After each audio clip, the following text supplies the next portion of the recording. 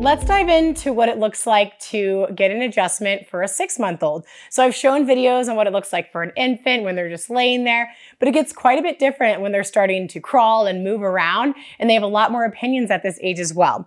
So oftentimes I'll get onto a foam mat on the ground in my rehab space and put a blanket down, but sometimes I'll stick to my table. But I'm at home, so we're on the ottoman, and I'm gonna show it to you in this position here.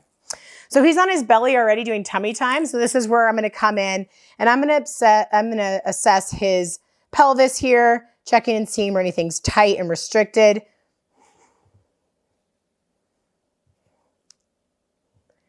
He enjoys looking at himself in the camera, so he's distracted right now. Working on the sacrum here.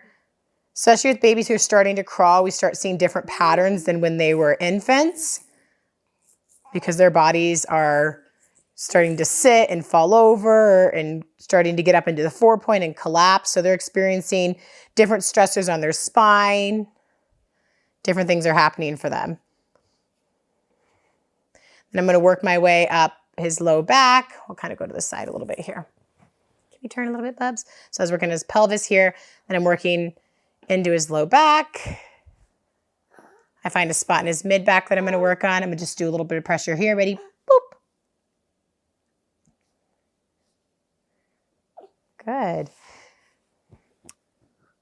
Check out arm range of motion here. Looking good. And when they're on the ground in my office, I'll be checking all their milestones. So he's my own baby, so I'm going to just be aware of all that in my day-to-day life. But if he was in my office, that's a lot of reason why I go onto the ground and I show, hi, he's showing rolling. I do work on the mat because I want to have a reference as to where they're at. Are they rolling both ways, left and right? Are they rolling back to belly, belly to back?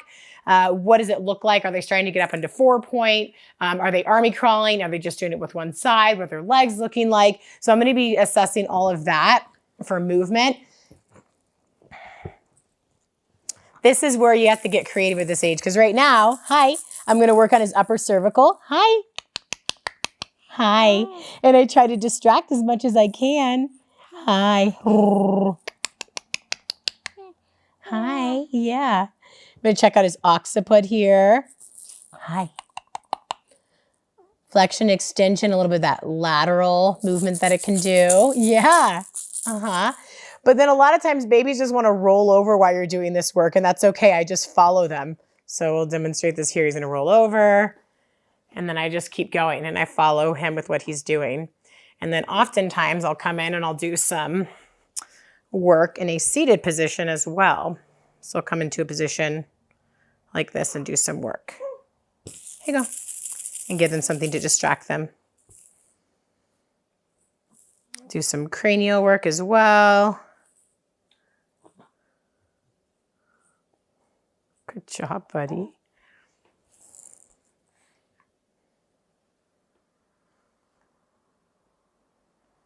These sutures still aren't fused yet, so it's work that I'll work on, make sure that there's good movement at all those junctions. I check for the soft spot on top here. I want to make sure that there still is a soft spot. By 6 months, there still should be. It should be getting smaller than it was at birth, which it is. Good job. If baby is experiencing some congestion, I'll do some sinus work in here, either seated or laying down, depending on what they'll allow. And then especially if I know that their siblings are getting sick or if they are, I'll do a little bit of an ear wiggle, just opening up that eustachian tube a little bit. Good job, buddy. So that was a pretty good rundown of what it can look like to work on a 6-month-old. But again, I'll be checking out milestones, so we'll be on the ground looking at that. So even if they are in the office on the table, we'll do the treatment and then we'll go on the ground and we'll see what things are looking like for that little one, because then there's a lot we can work on with our adjustments and even rehab that they can go home and do.